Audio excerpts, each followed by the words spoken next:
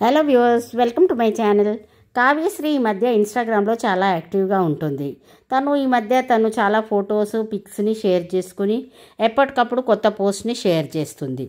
అయితే ఈ మధ్య ఒక కొత్త పోస్ట్ పెట్టింది. ఏంటంటే, మనం జీవితంలో ఏదన్నా బాధ జరిగినట్టయితే మనం దాన్ని లైఫ్ లాంగ్ ఎఫెక్ట్ చేయదు, దాన్ని మనం మర్చిపోవడమే మంచిది.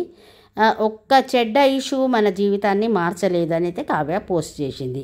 అయితే చాలామంది నెటిజన్ నిఖిల్ని ఉద్దేశించి పోస్ట్ చేసింది కావ్య అని అనుకున్నారు. 1 bad chapter cannot decide your whole story అని అయితే పెట్టింది కావ్య.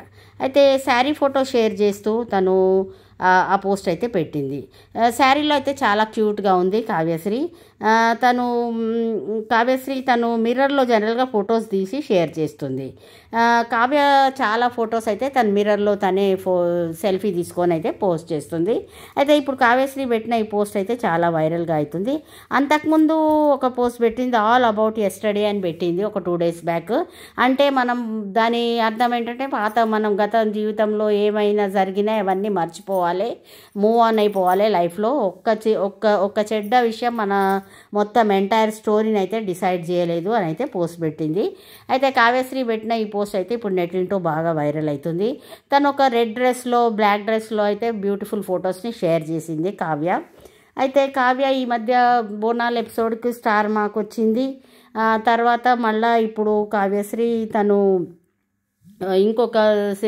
ఇంకొక స్టార్ మా ఎపిసోడ్కి రాబోతుంది అని అయితే మనకు తెలుస్తుంది. అయితే కావ్యశ్రీ ఇప్పుడు చిన్ని సీరియల్ షూటింగ్ కంప్లీట్ అయిపోయింది. తను ఫ్రీగా ఉంది, వెకేషన్ ఎంజాయ్ చేస్తుంది. ఈ మధ్య అయితే ఇన్స్టాగ్రామ్లో చాలా యాక్టివ్గా ఉంది. ఎప్పటికప్పుడు కొత్త పోస్టులు, కొత్త ఫొటోస్ అయితే షేర్ చేసుకుంటుంది. రెడ్ డ్రెస్లో కూడా ఒక పోస్ట్ షేర్ చేసింది. అయితే కానీ ఫ్యాన్స్ ఉంటారు కదా, వాళ్ళు కావ్య ఏ పోస్ట్ పెట్టినా అది నిఖిల్ కొరికే, నిఖిల్ ఏ పోస్ట్ పెట్టినా అది కావ్య కొరికే అంటుండ్రు. అయితే వాళ్ళిద్దరు కలిసేది ఉంటే ఆ దేవుడే వాళ్ళని కలుపుతాడు, అది వేరే విషయం.